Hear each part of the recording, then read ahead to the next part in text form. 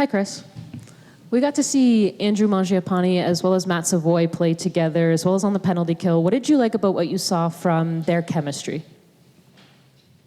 I think both of them are kind of pesky forwards who are all over the ice, disrupting plays and making very difficult for the opposition to make some plays just because of their quickness and good sticks, and then when they do get the puck on their sticks, they can dish or shoot or whatever it is. So I just like their speed and their tenacity out there. So whether they're playing together or somebody else, but I definitely like those elements of their game. Kris, Noah Philp coming into last year's camp was kind of a surprise or unknown after he missed the previous year. What are you seeing from him the second year around in terms of him maybe kind of taking his game to another level? Last year he had a outstanding camp and preseason where he was moving really well, and I'm not sure what he had for offense last year, but I know he was around it a lot and did get on the score sheet a few times. Tonight you saw, he makes the game in Winnipeg, 2 assists, makes nice plays there. Tonight, that quick release, catch and shoot it as quick as he did. That's nice. And we're always looking for secondary scoring. We want guys that play the right way, especially in the bottom six, giving us some physicality and speed and size. And, he fits that bill. So, he's been playing well. That's what we expect from him. Mentioned how his brief stint in the NHL last year, there wasn't a lot of offense. I know he had the 1 assist in his first game, and then maybe face-offs too. Are those the areas you're maybe looking for from him to see what he can do here, or is there something else? Well, ideally, that role he'd play would be some physicality, maybe a little bit of a shutdown, responsible centerman. We'd like strong on the draws and the penalty kill. That's ideally what we'd be getting from all those facets of the game. But he's checking a lot of those boxes right now, and hopefully as we get going, he can check all of them. Noah mentioned his face-offs, which he said he weren't great tonight, but he also mentioned working on them with McFarland. Is this, he's a new addition to your coaching staff. Is this something with the centers as a whole that you'd like to see him build strength in the face-off dot as a team? As a team, yeah. I think overall we've been a fairly good face-off team. Not elite, not at the best, but certainly want to get better in that area, especially late in the game, special teams. Those are 2 areas that are really important. Power play, penalty kill, you win those draws. It's very, very important. And then also at the end of games, the rest of the game, maybe it's a little bit overrated. You always want to be winning those draws, but we can always looking for ways to get better. And I know before camp started, both you and Stan, I think, touched on Nurse with Wallman. Nurse was with Stetcher tonight. Is that just trying different things, or is Wallman not available?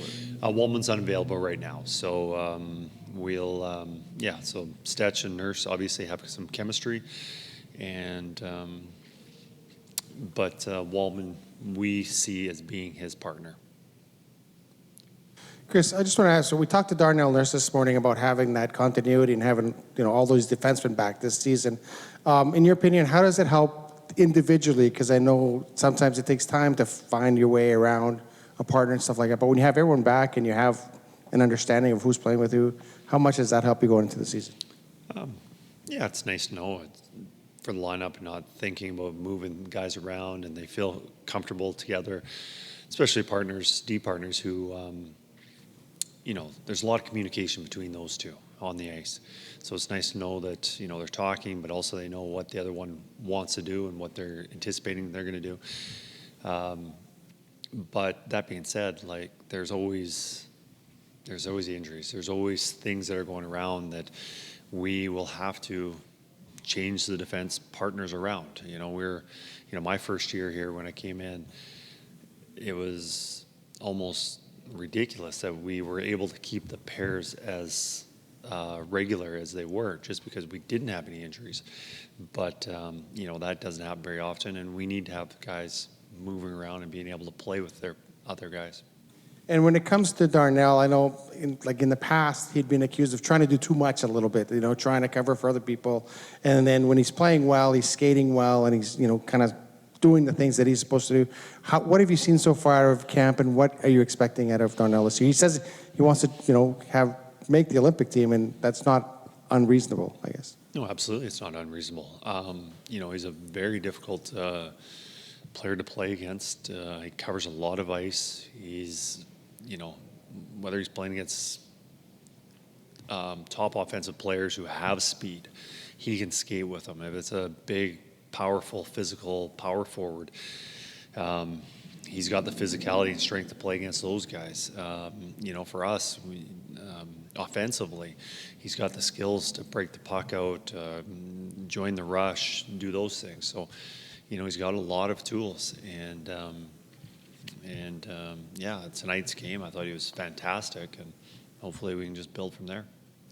Kris Szymanski got a goal and an assist tonight. He's probably not making your team, but what do you like about him, apart from the fact he's 6'5" and he can skate pretty well? Yeah, there's a guy that, I thought got off to a really slow start in the rookie camp, and, you're anticipating him showing a little bit more than he was, just because he's older than most of the guys at that rookie camp. But since he's been with the main camp, like right from day one, main camp and practices and obviously the games he's played, he's showed very well. Smart hockey player. He's skating much better now than he was when he first got here, whether he was just getting used to it, coming from Europe and getting his legs and times change, all that stuff. I'm not sure, but, he's looking like a player that has promise and be in the NHL at some point. So smart hockey player, outstanding. Obviously, you had the opportunity to interview him, and great personality. Hopefully, yes, most likely he's not on our team this year, but certainly down the road, I can see him being part of it. And you never turn away guys that big. I mean, you've got some small forwards, but he's not small. So he says the pace of the game hasn't bothered him in this last several games. Is that what you've noticed as well? He's able to keep up and make quick passes and stuff? No, he's been able to keep up. The speed doesn't look like an issue for him at all. And, making reads, and often it's not only the quickness and the speed and being able to skate with these guys, but most importantly, just making decisions under confined time. And, I think he hasn't struggled with that at all. And, from a guy that's just coming here playing North America, after being in Europe for so long, that, he's adjusted very well, and I think he's had a fantastic main camp. And Kris, how about the game itself? What did you kind of take away from the entire game, beginning with your goaltender, Calvin Pickard? Well, early on in the game, I liked how there was a lot of pace to our game, and I think when we scored our goal, I think we're 9 minutes in, and I think we had 16 or 17 line changes or shifts out there. So that tells me that we were playing at a high pace and we're skating. And if we're skating, we're checking well and we're on the attack. Obviously, there were some breakdowns. Pix was solid. Pix has had a great preseason so far. But overall, yeah, I was happy with the way the guys played. Kris, just housekeeping really quick. You said Wallman's unavailable for the time being. Do we know the extent, or can you give? I think it's just day to day. So he'll be on the ice in a couple.